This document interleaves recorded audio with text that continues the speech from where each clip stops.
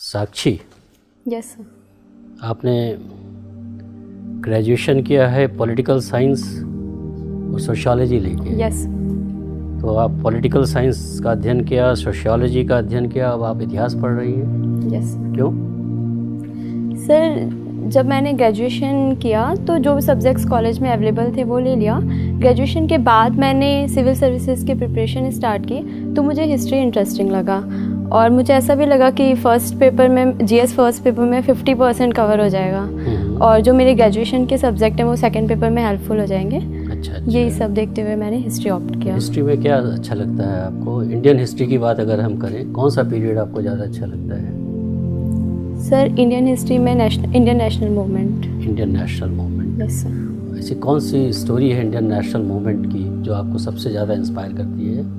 Sir, जिस तरह से हमारे देश में पहले उग्रवाद, फिर उदारवाद, फिर गांधी जी ने अंग्रेज़ों का मुकाबला किया, रणनीति बनाई, गांधी जी की जो रणनीति रही और जिस तरह से पूरे देश ने सहभागिता की, ये सब चीज़ें देख के बहुत ही एनर्जी आती है और अच्छा लगता है पढ़ के। मान लीजिए आप सिविल सर्वेंट हो जाते हैं, तो जो भी आपने टेक अवेज है, जो इंस्पायर्ड हो के जो भी आपने सीखा है, समझा है, उसका कैसे उपयोग करेंगी आप अपने जीवन में? Sir, civil servant Indian national movement से। हाँ सर, इंडियन नेशनल मूवमेंट से मैंने ये सीखा है कि हमारे समाज में विभिन्न धर्मों के लोग हैं और हमें हमेशा सबको साथ लेकर ही चलना होगा। अगर कभी भी हम किसी एक पक्ष में जाते हैं या वोट बैंक राजनीति इन सब के चलते किसी एक धर्म का सपोर्ट करते हैं तो उसके परिणाम गलत आते हैं। इसीलिए हमेशा सोसाइटी के हर वर्ग को साथ लेके चलना होगा। दूसरा, मैंने ये सीखा है कि पीपल पार्टिसिपेशन बहुत रिक्वायर्ड है। तो एज अ सिविल सर्वेंट मैं हमेशा जब भी कुछ भी काम करूँगी, मैं कोशिश करूँगी कि रोल ऑफ पीपल हमेशा इम्पॉर्टेंट हो, उनका फीडबैक लेती रहूँगी और इसके अकॉर्डिंग अपनी पॉलिसीज़ में चेंज करती रहूँगी। तीसरा, मैंने ये सीखा है कि महिलाओं का रोल बहुत इम्पॉर्टेंट होता है और एज अ सिविल सर्वेंट मैं हमेशा कोशिश करूँगी कि वुमेन इक्वलिटी हो, वुमेन भी आगे आके अपना रोल पूरा करें। वुमेन इक्वलिटी से आप क्या मीन करती हैं जब आप कह रही हैं वुमेन इक्वलिटी हो?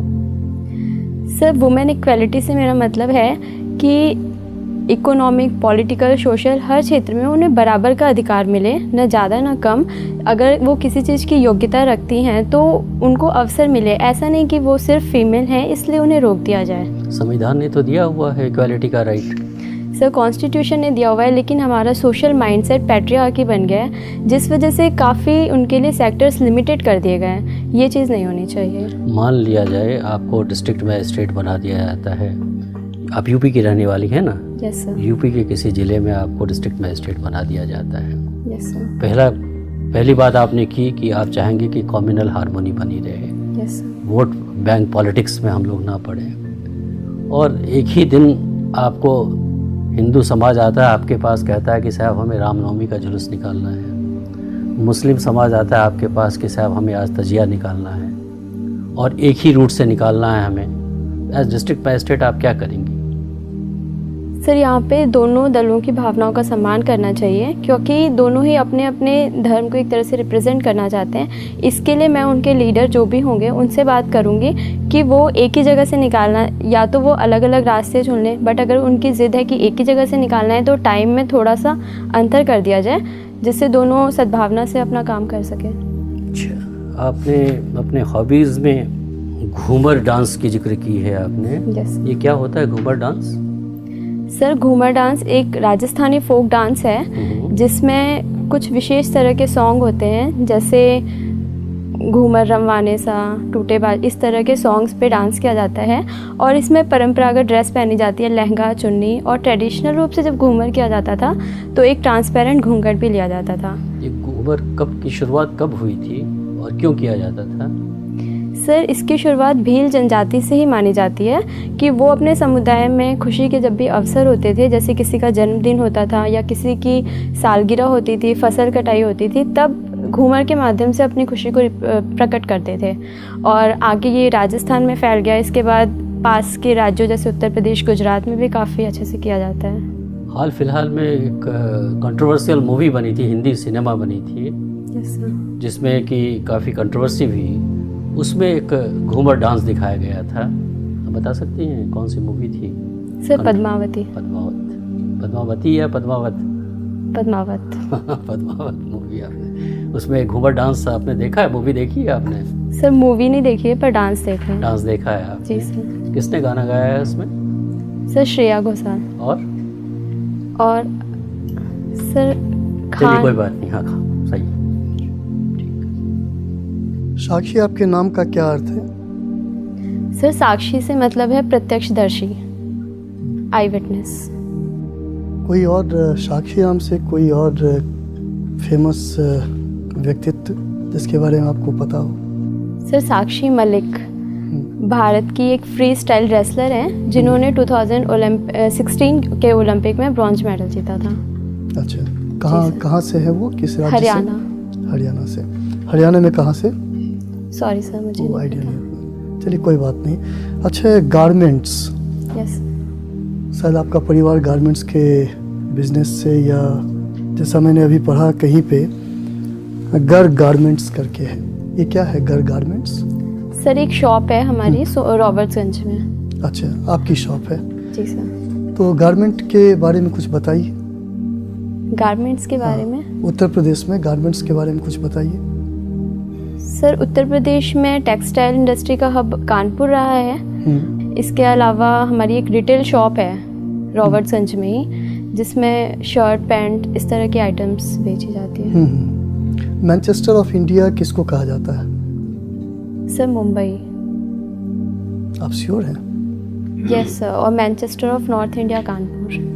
अच्छा, मैनचेस्टर कहाँ है?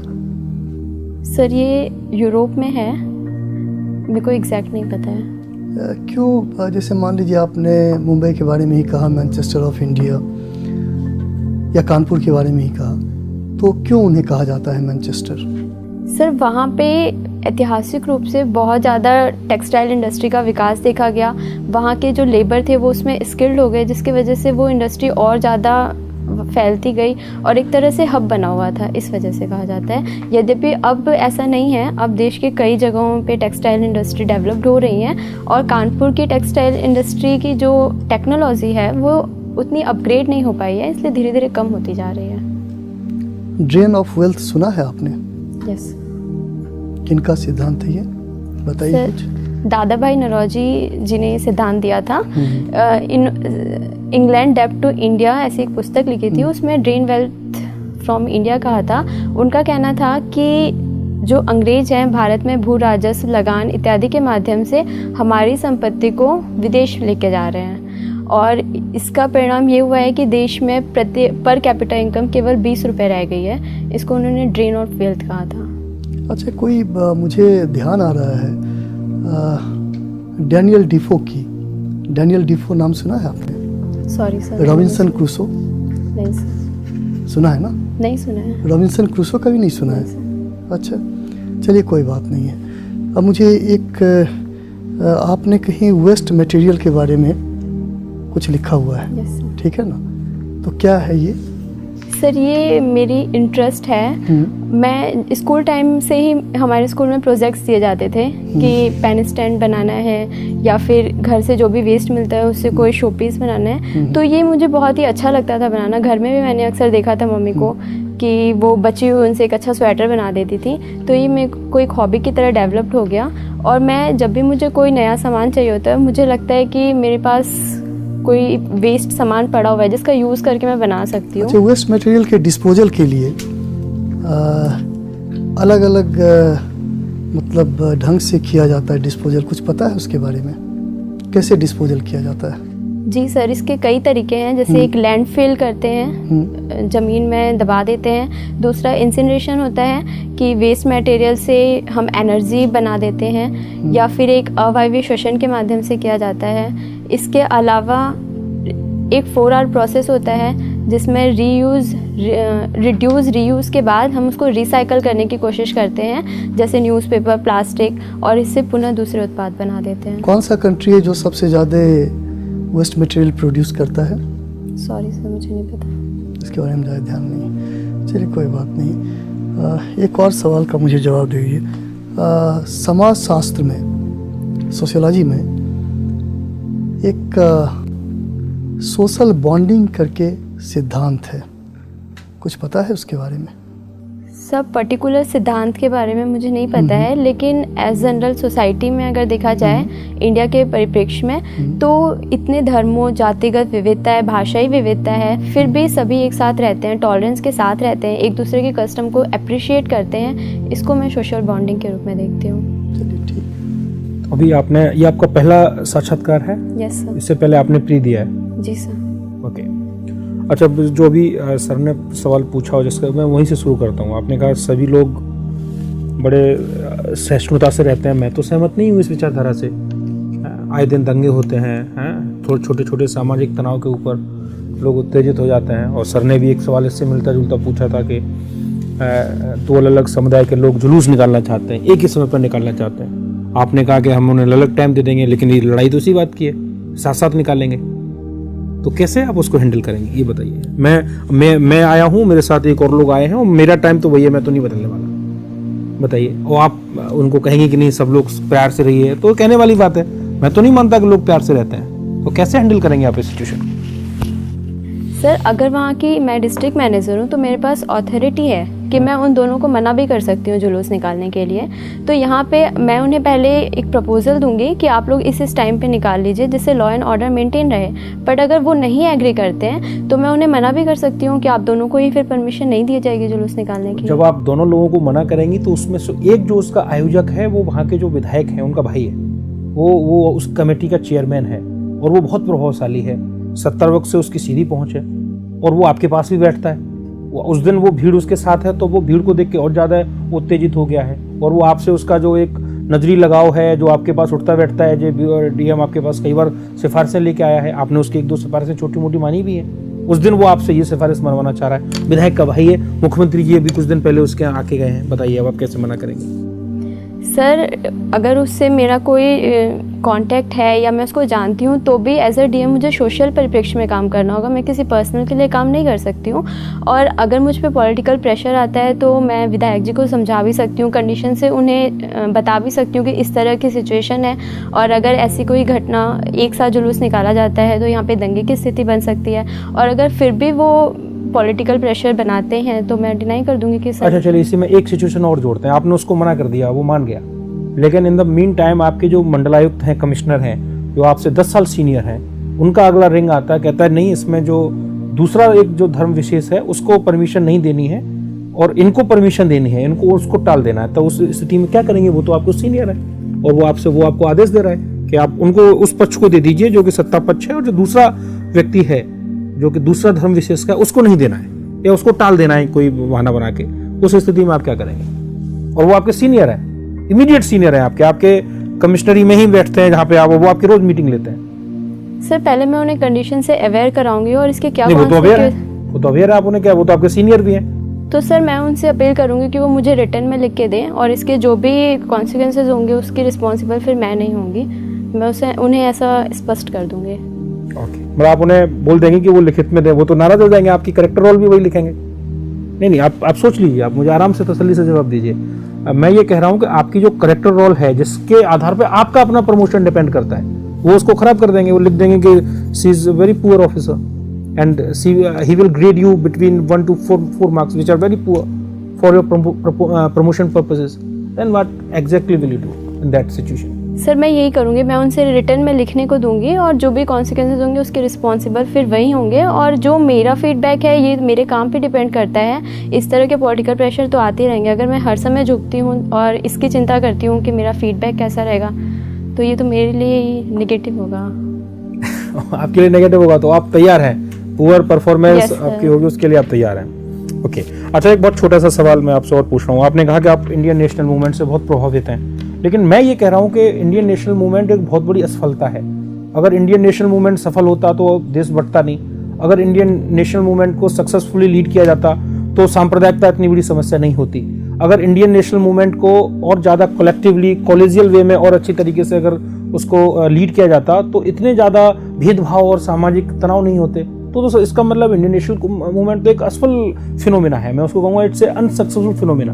आप कैसे मुझे मुतमईन करेंगे कि वो सफल है या असफल? बताइए। सर, इंडियन नेशनल मूवमेंट में यकीनन कुछ कमियां रही हैं। सांप्रदायिक क्या कमियां, वो बताइए क्या कमियां हैं? सर, सांप्रदायिक चिन्हों का प्रयोग किया गया, कई बार धर्म के आधार पर तुष्टीकरण की कोशिश की गई, जिसका ही परिणाम रहा कि हमें देश विभाजन देखना पड़ा। लेकिन सिर्फ इस आधार पर हम इंडियन नेशनल मूवमेंट को कम करके नहीं आंक सकते हैं। इसके बहुत ही अच्छे परिणाम रहे हैं। पहला, देश को आज़ादी मिली है। दूसरा, जिन मूल्यों के आधार पर मिली है हमारे देश को, ऐसा एग्जाम्पल पूरे वर्ल्ड में कहीं पर भी नहीं है कि एक हमने डेमोक्रेटिक कंट्री बनाई है, एक हमारा कॉन्स्टिट्यूशन है। आपने कहा धार्मिक चिन्हों का प्रयोग हुआ, तो धार्मिक चिन्हों का प्रयोग तो उन्हीं ने किया जिनको हम सबसे ज्यादा रेफरेंस देते हैं, सम्मान देते हैं। महात्मा गांधी से ज्यादा धार्मिक प्रतीकों का प्रयोग तो किसी ने नहीं किया। गीता लेके चलते थे, राम के भजन गाते थे, कई बार इस पर आपत्तियां भी हुई, बावजूद उन्होंने उसको कभी नहीं छोड़ा। तो क्या आप मानती हैं कि ये गांधी जी की गलती थी कि वो धार्मिक चिन्हों का प्रयोग करते रहे? एक सेकुलर, जब एज ए सेकुलर लीडर उनको नहीं करना चाहिए था, या कम से कम सार्वजनिक तौर पे करते हुए नहीं दिखना चाहिए था? वो अंदर करते, लेकिन वो तो सभाएं करते थे और राम के भजन गाते थे वो सारे के सारे। तो क्या आप मानती हैं इस चीज को कि गांधी जी से गलती हुई? Sir, as a personal student, आपकी पर्सनल कैपेसिटी में बताइए। एज ए स्टूडेंट, आप हिस्ट्री की स्टूडेंट भी हैं, आप परसू भी कर रही हैं एमए हिस्ट्री, तो आप बताइए इस चीज को। सर, अगर मैं गांधी जी के पर्व से देखूं तो ये उनका पर्सनल ट्रेट था। नहीं, पर्सनल कहाँ था? फिर तो पब्लिक हो गया। वो मंदिर सारे लोगों को करा रहे हैं, पब्लिक उस कैपेसिटी में करा रहे हैं, ये बता दीजिए। सर, उनका इस सही गलत देखने के लिए उनका उद्देश्य देखना होगा। गांधी जी का उद्देश्य मैक्सिमम लोगों को अपनी तरफ करना था, किसी धर्म का साथ नहीं देना था। लेकिन कई बार ऐसा हुआ कि इस कारण से कुछ लोगों ने इसको जातिगत धार्मिक रूप दे दिया। पर गांधी जी हमेशा चाहते थे कि इस आधार पर ज़्यादा से ज़्यादा लोगों को आपस में एकीकृत किया जा सके, ये उनका उद्देश्य था। साक्षी, तुम उत्तर प्रदेश से हो? जी मैम। उत्तर प्रदेश में महिलाओं की स्थिति बहुत अच्छी तो नहीं है, यस, जिसको आपने पेट्रियार्की का नाम दे दिया। पेट्रियार्की क्या हर मामले में गलत होती है? पितृसत्ता क्या हर मामले में गलत है? जी मैम, मुझे लगता है हर मामले में गलत है। जब गॉड ने एक साथ दो जेंडर बनाए हैं तो इक्वलिटी होनी चाहिए हर परिप्रेक्ष्य में। तो पेट्रियार्की का मतलब केवल अनइक्वल सोसाइटी को आप पेट्रियार्की से जोड़ देंगे? नहीं, पेट्रियार्की की मैं ये मान रही हूँ कि ये देखा जाता है कि जो मेल है वो एसेट है और जो फीमेल है वो लायबिलिटी है। जो मेल है वो ज़्यादा। ये पेट्रियार्की की एक इंटरप्रिटेशन है या पेट्रियार्की अपने आप में ऐसी है? मैम, हमारी सोसाइटी में जब मेल को डोमिनेट कर दिया गया। नहीं, पेट्रियार्की का जो डेफिनेशन है वो क्या है? जी, पर पेट्रियार्की और मेट्रियार्की अपने आप में क्या है? पेट्रियार्की पितृसत्ता, जहाँ पे पिता की सत्ता हो, एक मेल की सत्ता हो, यही पेट्रियार्की है। वो आपको लगता है हर मामले में गलत होता है? Yes ma'am. अच्छा, आपने हिस्ट्री की पढ़ाई की है? जी ma'am. Doctor B R Ambedkar को चैलेंज करने के लिए डॉक्टर बी आर अम्बेडकर को किसी ने चैलेंज किया था संविधान जब बन रहा था तो? सॉरी मैम, इसके बारे में मुझे रिकॉल नहीं है। अच्छा, ठीक है। साक्षी, ये बताइए, आप हमारा जो प्रियम्बल है 42nd कॉन्स्टिट्यूशनल अमेंडमेंट एक्ट 1976 के अंतर्गत उस पर 3 वर्ड जोड़े गए थे, वो क्या थे? पंथ निरपेक्षता, लोकतंत्र, गणराज्य। मुझे ये बताइए कि इसके पीछे उद्देश्य क्या था? क्या जोड़ने के बाद ही भारत सेकुलर हुआ, सोशलिस्ट हुआ, या उसके पहले भी था? मुझे ये बताइए कि उसको जोड़ने की उस समय तात्कालिक कारण क्या था, क्यों जोड़ा गया? सर, भारत तो हमेशा से ही एक पंथ निरपेक्ष रहा है, लेकिन उसको जोड़ के एक संवैधानिक रूप दे दिया गया कि हम अपने डॉक्यूमेंट्स के माध्यम से दिखाना चाहते हैं कि भारत एक पंथ निरपेक्ष देश है। इसका कोई धर्म नहीं है, लेकिन ये हर धर्म के साथ इक्वलिटी के साथ बिहेव करता है। उसको एक डॉक्यूमेंट्री स्वरूप दे दिया गया जोड़ने से। अच्छा, ठीक है। अच्छा, आप मुझे ये बताइए कि नक्सलिज्म एक विचारधारा है। जी सर। ये अभी जो चल रहा है भारत में, इसके पीछे की विचारधारा कौन सी है? वो किससे इन्फ्लुएंस विचारधारा है नक्सलिज्म? सर, नक्सलवाद की प्रॉब्लम एक ऐतिहासिक है, कम्युनिस्ट पार्टी ऑफ इंडिया से है, जो कि माओवाद की विचारधारा से प्रभावित थे। और कम्युनिस्ट पार्टी ऑफ इंडिया में कुछ लोग सत्ता में आते हुए अपने उद्देश्यों की पूर्ति करना चाहते थे, तो उसी में एक दल था जो इससे सहमत नहीं था और उन्होंने अलग होकर नक्सलवाद का गठन किया। और ये प्रॉब्लम हमारे देश में जहाँ जहाँ देखी जा रही है, उसके पीछे पावर्टी, अनएम्प्लॉयमेंट, ये मुख्यतः रीज़न रहे हैं। जो मेन स्ट्रीम पॉलिटिकल पार्टी है कम्युनिस्ट पार्टी ऑफ इंडिया, जी सर, और जो नक्सल मूवमेंट चल रहा है, दोनों में क्या अंतर है? Sir, communist party of India एक वैधानिक रूप से अपने उद्देश्यों की मांग करती है, पूर्ति करती है, लेकिन नक्सलवाद हिंसा का सहारा लेता है और एक नॉन स्टेट एक्टर है। दोनों के पीछे की जो एक विचारधारा है वो एक ही है, कॉमन है, आप कह रही हैं, लेकिन एक लोकतांत्रिक तरीके से है, एक गैर लोकतांत्रिक तरीके से। जी सर। ठीक है, मेरा अंतिम प्रश्न आपसे है, बेटी बचाओ बेटी पढ़ाओ अभियान के बारे में सुना होगा आपने। यस। इसका एक मेन फोकस है कि जो PNDT एक्ट है हमारा, उसके प्रोविजंस को इफेक्टिवली इम्प्लीमेंट करना। इसके बावजूद जिन डिस्ट्रिक्ट्स में इनको चलाया गया है, जो एक रिपोर्ट है, इंडिपेंडेंट रिपोर्ट है, अभी सेक्स रेशियो अभी भी वहाँ स्क्यूड है, कुछ भी क्वालिटेटिव चेंजेस नहीं आया। तो क्या किस तरह की चुनौतियां हैं, क्यों ऐसा क्यों? जैसे एक हमने टारगेट सेट किया और उस टारगेट तक पहुंचने के लिए एक प्रोसीजर डिफाइन किया, फिर भी हम वहां तक पहुंच नहीं पा रहे हैं उस लिमिटेड टाइम लाइन को ध्यान में रखते हुए, क्या कारण है? सर, इसका कई परिप्रेक्ष्य में आंसर देना चाहूँगी। पहले जो PCP-NDT एक्ट है वो सही तरीके से इम्प्लीमेंट नहीं हो पा रहा है। उसमें जितने रिक्वायरमेंट स्टाफ और फंड की फैसिलिटीज़ है वो नहीं दी गई है, जिसकी वजह से आज भी हर जगह पे देखा जाए अगर किसी को एबॉर्शन कराना है तो वो कुछ पैसे दे के करा लेता है। दूसरी बात ये है कि हमारी सोसाइटी का जो माइंडसेट बना हुआ है कि लड़की एक लाइबिलिटी है और अगर इसका जन्म होता है तो हमें डावरी कलेक्ट करनी पड़ेगी, इसकी सेफ्टी की प्रॉब्लम होगी, तो वो लड़कियों को जन्म नहीं देना चाहते हैं। और एक और मुझे रीज़न दिखता है कि आजकल संपन्न परिवारों में 1 बच्चे या 2 बच्चे की पॉलिसी देखी गई है। अगर उन्हें पहला लड़का हो जाता है तो फिर वो आगे बच्चे नहीं पैदा करते हैं, जिसकी वजह से भी सेक्स रेशियो पे फ़र्क दिखता है। साक्षी, आप गारमेंट बिजनेस से आपका परिवार जुड़ा हुआ है। जी सर। आजकल इंडिया साइज़ की चर्चा बहुत हो रही है, ये क्या है इंडिया साइज़?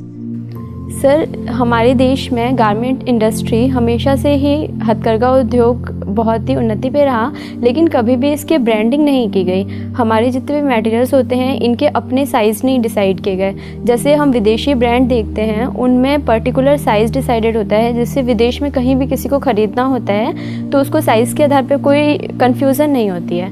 भारत के परिप्रेक्ष्य में भी ऐसा करने की कोशिश की जा रही है ताकि हम एक वास्ट मार्केट को कवर कर सकें। किस तरह से कोशिश हो रही है? सर, इसमें इंडिया साइज़ बनाया जाएगा कि हम अपने मानकों के आधार पे 30, 32 जो भी साइज़ हैं उनको डिफ़ाइन करेंगे और उसको एज अ डॉक्यूमेंट्री प्रेजेंट करेंगे ताकि जो परचेज़ कर रहे हैं उन्हें आसानी हो। ऑनलाइन भी परचेज़ कर रहे हैं तो उन्हें आसानी हो। किन्हीं 3 देशों का नाम बताएं जहां ऑलरेडी स्टैंडर्डाइज हो चुका है। सॉरी सर, मुझे नहीं पता है। बहुत बहुत